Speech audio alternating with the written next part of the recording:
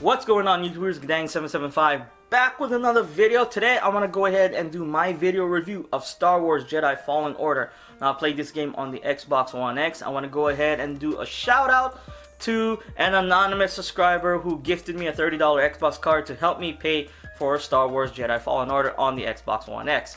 Now I did buy the standard edition through EA Access because I have EA Access on my Xbox, so I paid $53.99 with a $30 gift card, and the tax, it came out for me just under $30, which is a fantastic price for Star Wars Jedi Fallen Order. Now, is it worth $60? I'm gonna get to that at the end of the video.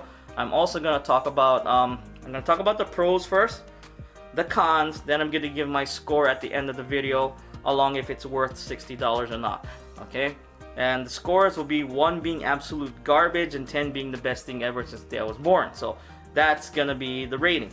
But now I'm gonna go ahead and talk about the pros. Pro number 1, story-driven narrative game us Star Wars fans have been wanting for a long time. Now, is this a perfect game? No, it's not. I'm just gonna get right out there and say that it's not a perfect game, but it's a story-driven narrative Jedi game us Star Wars fans have been wanting for a long time. You start off as Cal Kelsey. You're on this forgotten backwater planet, alright? And you're minding your own business. You escape Executive Order 66. Now, if you folks watch Star Wars Episode 3, you know what Executive Order 66 is. Executive Order 66 is, and you basically made it out through the skin of your teeth. And you're minding your own business, and then the thing about the Force, it has a way of throwing destiny back in your face, and Cal is dragged into this intergalactic mess where he has to go to all different planets and basically look for this certain object that can possibly help him rebuild the Jedi Order. Now, the story of this game, I like it. Okay, a lot of people are gonna say, oh, it's like a teeny bopper Star Wars game. Well, Star Wars, kind of made for the masses, alright? So if it kind of feels teeny boppy and cringy to some folks, Star Wars is kind of made for the masses, alright? Even though this game is rated mature, which is strange, Star Wars for the most part is made for the masses, so it might feel a little cringy to the older generation or folks who don't care about that kind of, what do you call that? I don't know, they want more mature stuff, but there's a lot of mature stuff in this game, alright? The characters you meet, your companions, there's a total, I think, of 5. So you got the Latero, you got Siri, you got BD1, and there's 2 more characters that you can be a companion of, okay, or that you'll find and will join your crew. And I got the full crew, and I like the interaction with one of the companions, especially the surprise companion you find on Dathomir. Okay, that's a little spoiler right there, sorry, but that person is awesome. I kind of like the chemistry between Cal and that person. So yeah, the story-driven narrative of this game, when you're going through the universe, and plus you're like broken. You're like a broken Jedi. You're more like a, imagine back when Star Wars Force Awakens came out, how powerful Starkiller was, how powerful Jedi was in that game. You know, where he did this, there was this opening sequence where Jedi was just destroying what do you call it? I think it was the Wookiee village. I think it was just destroying the Wookiees. I forgot. I think it was in Kashyyyk. But back in the Force Awakens game, this dude, Cal Kelsey, he's not Darth Vader. He's not Starkiller. He's not Luke Skywalker. He's nowhere near as powerful as they are. Okay? So I kind of like how they grounded this Jedi's powers, Cal Kelsey.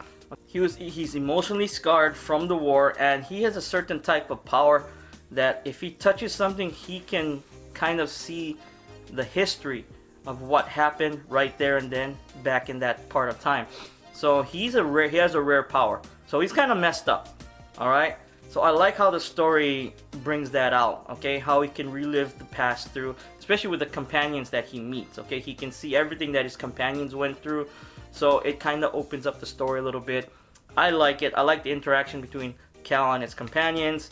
And the other NPCs you meet through the game. I wish there was more interaction with some of the NPCs you meet in the game, but there could be DLC or whatnot that release for this. I don't know. I hope they do, because if you do beat the game, they kind of leave you at a cliffhanger. Alright? They kind of do. I think they do. But yeah, story-driven narrative is a big plus in my opinion. Let's see what else. The gameplay, the swashbuckling, the Jedi saber fighting, the parry, the timing, the dodging.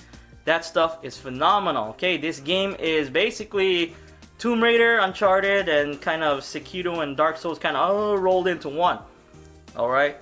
The combat, I would say, yeah, it's very Dark Souls. You have to. There's most normal attacks you can parry. But I'm pretty sure the power attacks, like when the enemy turns red, that's a big get the, move out of the way, I always say dodging, that's the best thing, not being there, and when the attack comes, that's the best defense in my opinion. Okay, I don't really care for parrying. I only parry if I'm really caught in a corner and whatnot. But yeah, the timing and everything is great. The combinations and the powers that you learn. Okay, like I said, Cal is a grounded Jedi. He's not as powerful as Vader and whatnot, but when he do level up, Cal, his powers do become quite powerful for compared to how you started the game off. Okay, they do. Let's see what else. Yeah, the gameplay. Ooh. The graphics. The graphics are phenomenal. I am playing it on the Xbox One X, so I'm thinking it's out rendering at 1440p. That's what Digital Foundry said. So it looks good on my TV, on my 4K TV. I've been playing it on my 4K TV, which it upscales it to 4K. So it looks fantastic.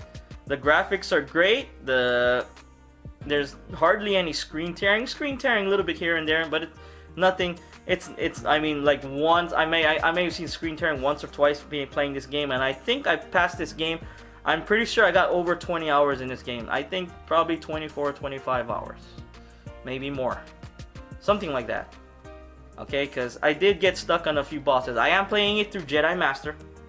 All right, and the difficulty of this game, okay, I think it's kind of a plus because the difficulty doesn't change how hard the enemies come at you. It changes the aggressiveness of the enemies. Like they'll chase you only to a certain part. Two, it changes the timing, the parry timing and the dodge timing of the enemies that attack you. And in 3, it changes the damage that they do against you. Okay, so if you wanted an easy experience, you play it through story mode. There's some parts of the game it's still not going to be as easy as you think it's going to be because the enemy is going to come at you just the same as an enemy in story mode as well as an enemy in Jedi Grandmaster mode. They'll just do less damage.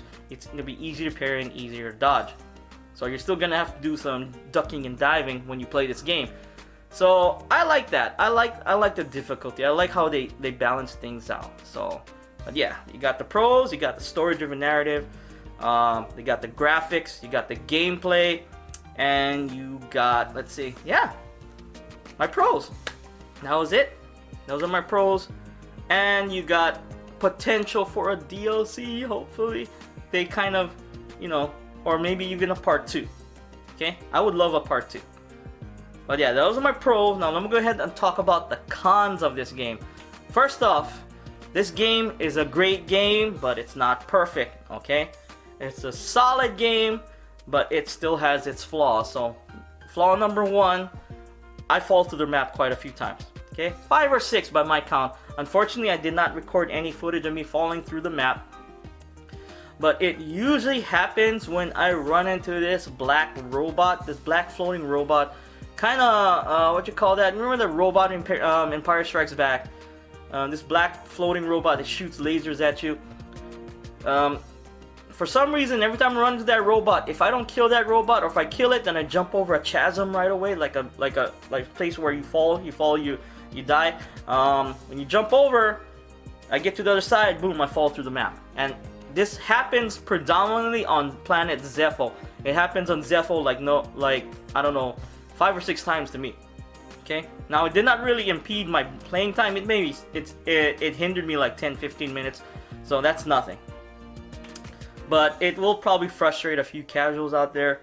See what else? I think the save points are too few and far in between. Because again, it's gonna frustrate casuals to where, like, when you hit one save point and you're right about to reach the next save point, there's a whole bunch of enemies you have to fight through. And when you die, Like say you kill almost all the enemies, you get killed by a random blaster shot that was shot from behind, and you have to go all the way back to your old safe checkpoint, and then you have to go through those enemies again. That's gonna frustrate a few people. See, I'm nitpicking here. Let's see what else. There is a few screen tears, but it's very rare. I mean, I seen a screen tear maybe once every 8. I seen it twice during my whole playthrough. So twice, and I got over 20 hours into this game. So, and it's not bad. It just there's a little screen tear, and that's it. It disappears. So, see, I'm nitpicking here. But yeah, I think for the most part, and I think for me the ending, I think it just could have been more. I expected to see more at the ending, but that's just me. Because you go through the story-driven narrative to get this certain object, and at the ending they just kind of end it like that. So I'm hoping again like there's a DLC, but yeah, that was my cons for the game for the most part. But the pros for me far outweigh the cons. The beautiful graphics, the resolution. You got the awesome gameplay, the dodging, the parrying. You got the story-driven narrative, the companions you meet.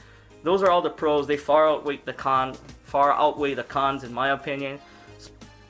So if I had to score Star Wars Jedi Fallen Order between 1 being absolute garbage and 10 being the best thing ever since the day I was born, I'll give Star Wars Jedi Fallen Order an 8.5 out of 10.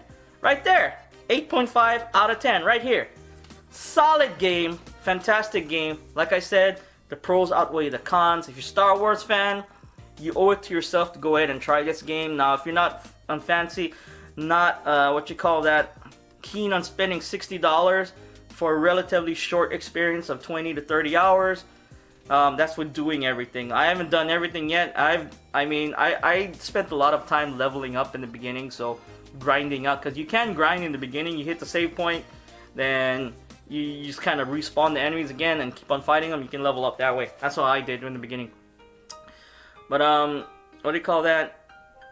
$60, is it worth it? I guess it is if you're a Star Wars fan. Now, if this game came out, say, if this game was on sale for $50, it's definitely worth it. $40, again, totally definitely worth it. $30, it's a steal. Okay, because this game is phenomenal for those prices. Okay, so if you're at $60, you're on the fence. I kind of hold out and wait. Black Friday, Cyber Monday's coming out. You'll probably see it on sale for maybe $49.99. Okay, and pick it up then, or maybe even $39. Who knows? Okay, but this game is awesome. Okay, congratulations Respawn for not turning this to kind of a shit show how Star Wars Battlefront 2 is. Then again, I did enjoy Star Wars Battlefront 2. I did enjoy that campaign where you're I forgot Javina Gavankar's character, but her character was awesome because it went from start to end, and they showed you kind of closure and whatnot, so it was fantastic. I kind of like that part of Star Wars Battlefront 2. I think I got 72 hours or something like that in Star Wars Battlefront 2. So, but yeah, this is a Star Wars game that a lot of folks have been waiting for, a Star Wars Jedi game that we finally got toward the end of the 8th generation of consoles. So, I can't wait to see where this story heads. I hope they make a sequel, you know, continuing the stories of Cal Kelsey. Hopefully he runs into familiar Jedi like Kyle Katarn and whatnot, maybe Luke Skywalker and whatnot in the future. Who knows? So, if you like this video, please go ahead and like this video, subscribe to my channel, hit the little notification button, and let me know in the comments down below. And also, if you didn't like this video, go ahead and hit that dislike button. Let me know in the comments down below as well, because I do appreciate the criticisms. Guddang775, just a my boy in Texas, aka Sully. Peace out.